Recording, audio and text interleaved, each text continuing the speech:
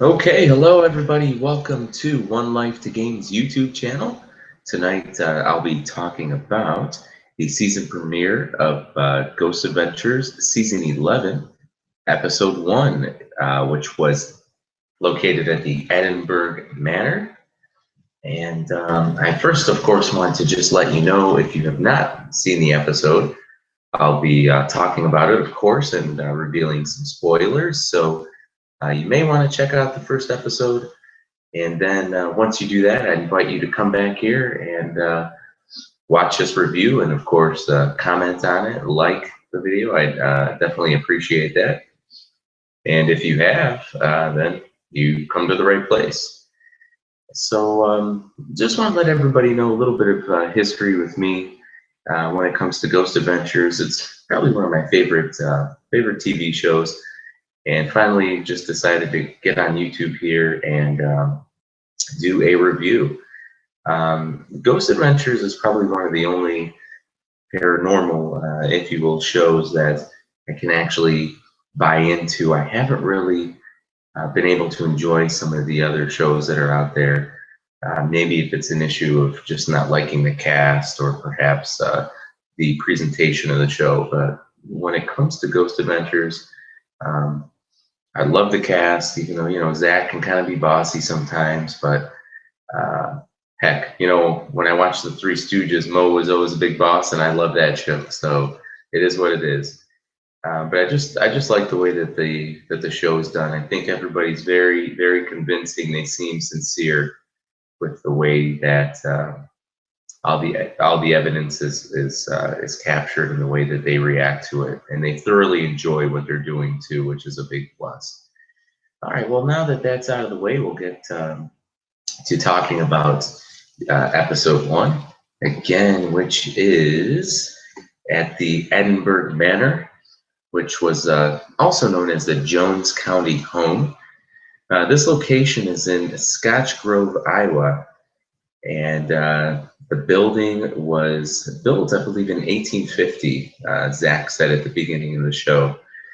And early in the show, also, Zach had mentioned that this particular building, which seemed to house many mentally unstable, ill, just some people that you just had to feel sorry for.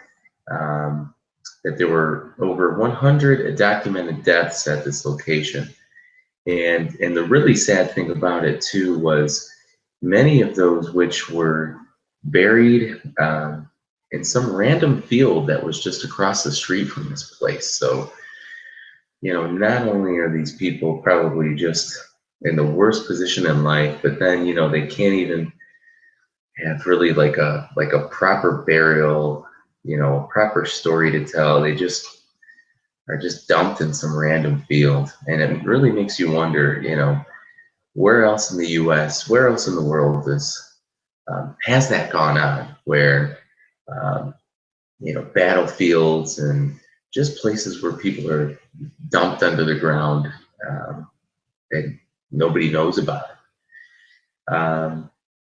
I loved this location.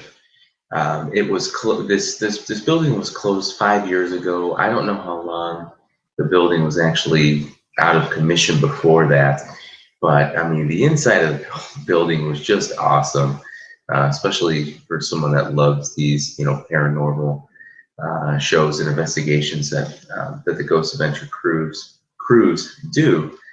The interior look of the building was just awesome. Those long, narrow hallways, and they had some great camera shots to really capture the depth and the darkness of these places, the condemned-looking rooms, the damage all over the building, the peeling paint from everywhere, and just whenever Zach puts the respirator on, and even Aaron had to put it on tonight, so that it's just a dark, nasty place.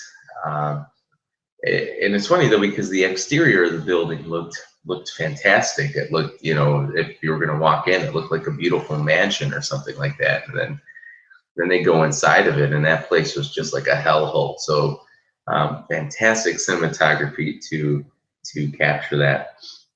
I also wanted to comment on this particular episode, how I enjoyed how Zach and the crew, they just went right into it. There were some brief interviews, there was some brief history at the beginning of the episode, as there normally is, but it didn't seem excessive.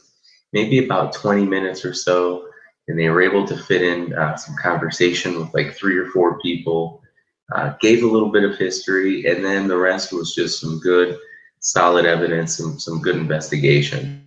Um, so that was good. It seemed to flow very well tonight.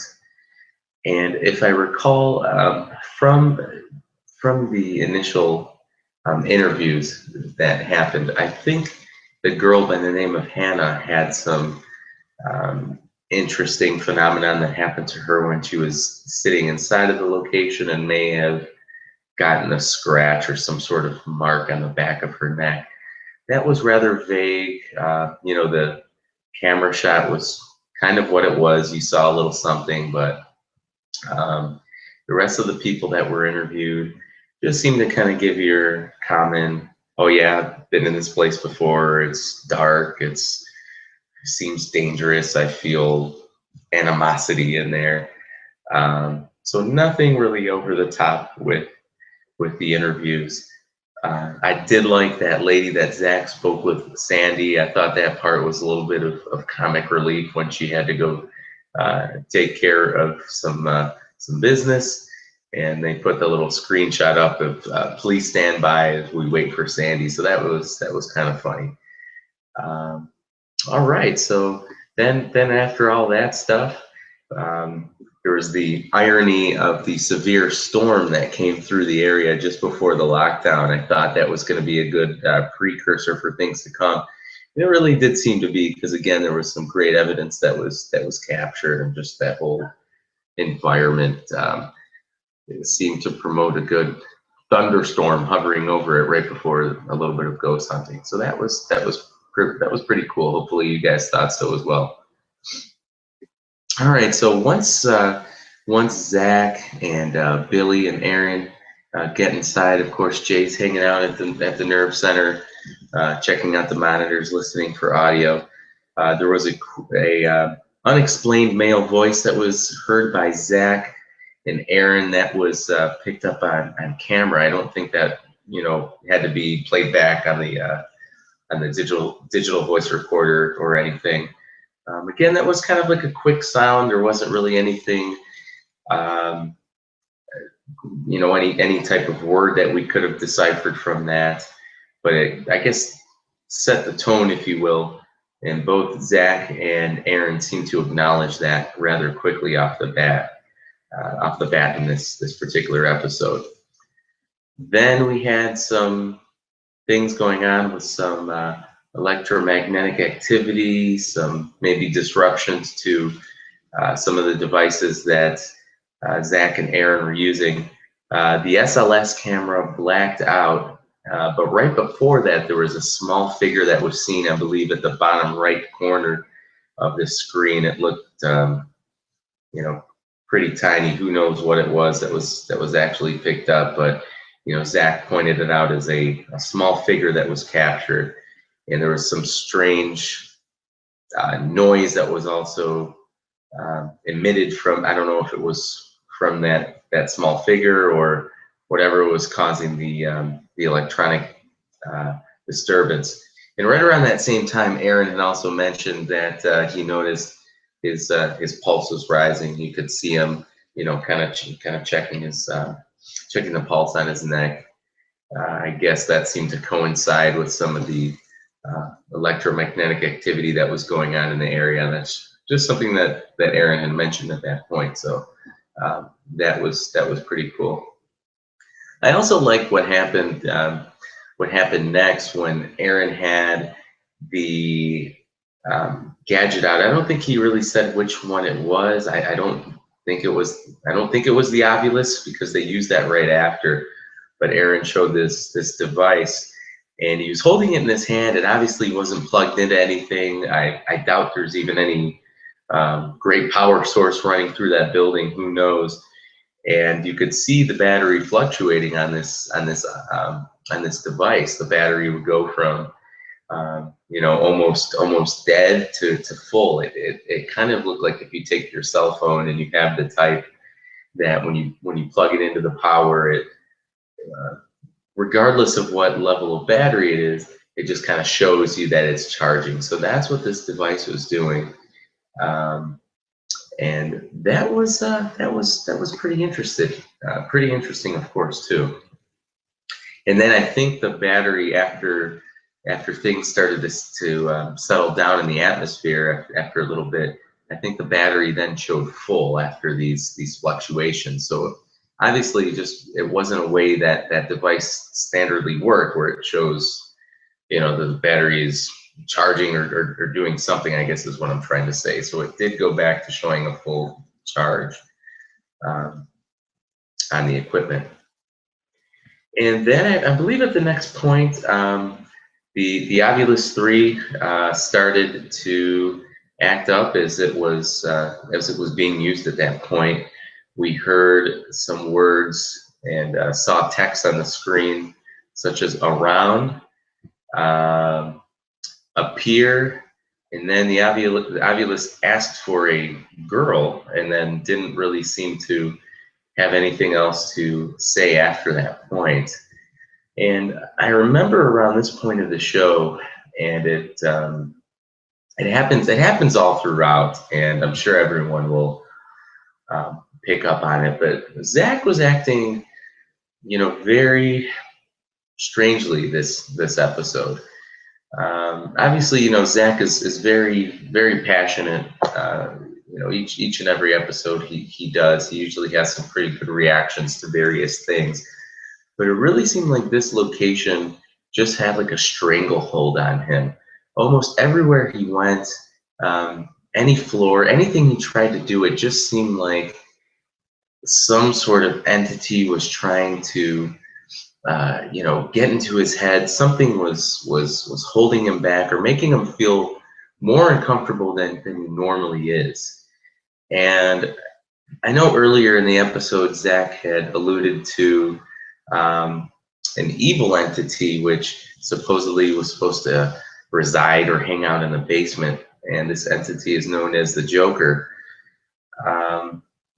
I don't know if that was maybe playing with Zach, or just it could have been some other outside influences, or just something in the environment there was throwing him off.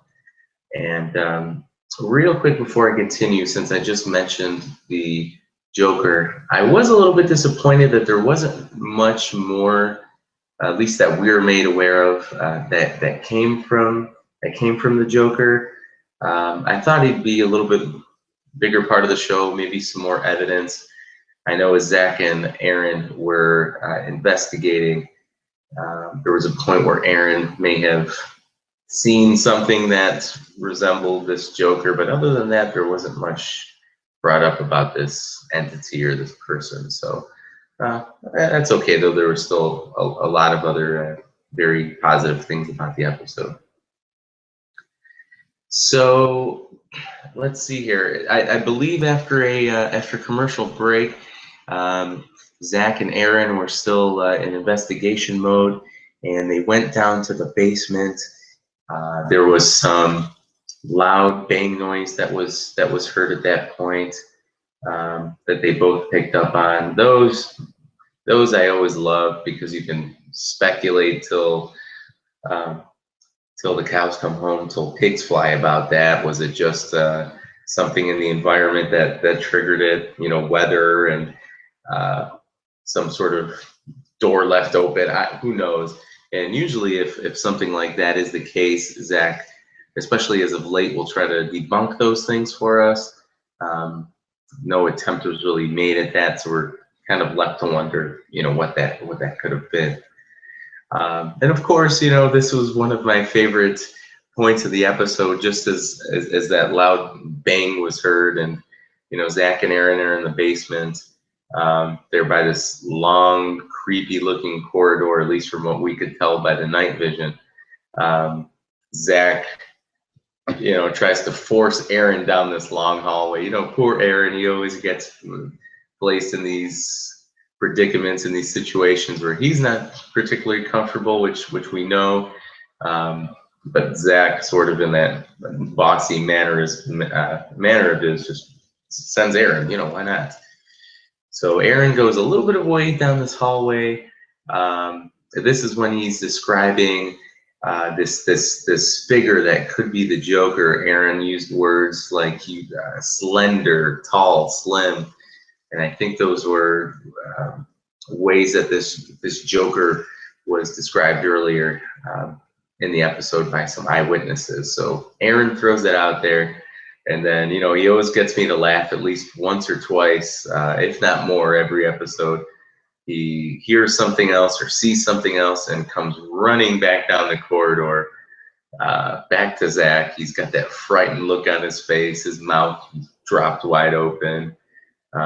Aaron Goodwin reactions are absolutely the best. So they add that extra oomph to every episode of Ghost Adventure. So we definitely got one of those tonight. And again, as I mentioned, I think even after this happened, Zach still just seemed sort of off. He didn't seem. He seemed agitated, maybe to investigate what Aaron had just found or thought he found. It seemed like Zach was either losing control or partially possessed. He was just off. He seemed susceptible to the environment. And even at that point in the basement, Zach had to leave the area, and kind of awkwardly he found some sort of window down there. I don't know where that window led to. It looked like it was just to an adjacent area, or I'm not sure if it was a window to outside. I couldn't really tell. And Zach was banging on this sturdy, solid window that looked like it had been reinforced with something. Just not normal for him. There's only very few episodes I remember where Zach tries to leave an immediate area, or is just so overwhelmed by the things that are going on around him that he has to take off. But good for him though, because when he did get out of there, he mentioned that he felt better right away. And once Zach went back to Nerve Center, I can't remember if he even went back into the building after that. I'll have to rewatch the episode. Maybe towards the end, as Aaron was screaming, or yeah, you know what? I think he did go back in when Aaron and Billy started to scream. So I guess just forget that part. But needless to say, anyway, when Zach did take a little bit of a break, at least, Billy got sent to the basement. Poor Aaron again gets sent to the creepy attic. What a terrible place to be. I mean, this attic, he literally had to walk on a beam that was that wide or so, so he wouldn't fall through the ceiling. And Aaron had one of his classic moments up there where he's yelling things because there was some sort of loud bang that came from I believe the floor that he was on, if not the one directly below him. It sounded like a door slam. And Billy heard it from where he is. Of course, back in Nerve Centers, Zach and Jay picked that up too, but couldn't really tell where it was. And there's Aaron screaming, it was up here. And you could hear when they switched back to Billy's point of view, you could hear Aaron screaming in the background. That's how intense, that's how frightened Aaron must have been at that moment. Billy had some great moments in the basement. I'm kind of glad that he was able to go down there and do some investigation. He took those third eye sensors down to the basement, one pointing in each direction, and they went off a few times. It was clear that Billy was not in the way of those sensors. So who knows what sort of movement or what triggered those to go off, but it was interesting nonetheless. Billy, I think he had the Ovilus, and he picked up a few statements from the Ovilus, such as hide, the word levitation, high, and then the Ovilus also, I don't know if it was giving the name of that particular spirit that was communicating with it, or perhaps just something totally unrelated. Said Jim, and Billy was kind of freaking out at that point, and he sort of threw out a last-ditch effort. You know, he said something along the lines of, "All right, well, before I take off here, you know, do something, and I'll stay. You know, throw something, trigger these." I actually don't think he said throw something. I think he wanted the entity or entities to trigger the third eye sensor, and then something either fell or was thrown, which totally scared the crap out of Billy. I mean, he just let out this scream and said, "Oh my God."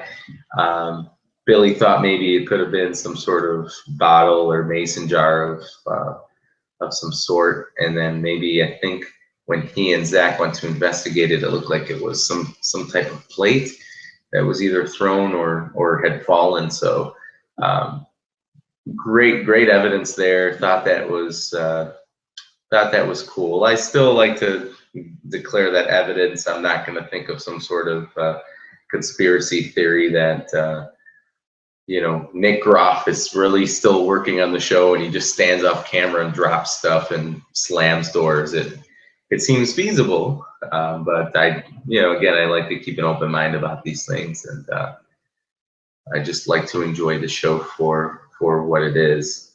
I think those were some of the highlights there. Again, some interesting evidence, great location. Really started off season 11 off to a great start. Can't wait to see what happens in the weeks to come, and I'll definitely try to do some more of these reviews.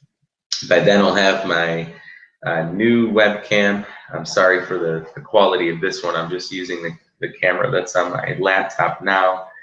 Obviously, it's not the best, but I'll get my new camera, so we'll get some better quality videos up.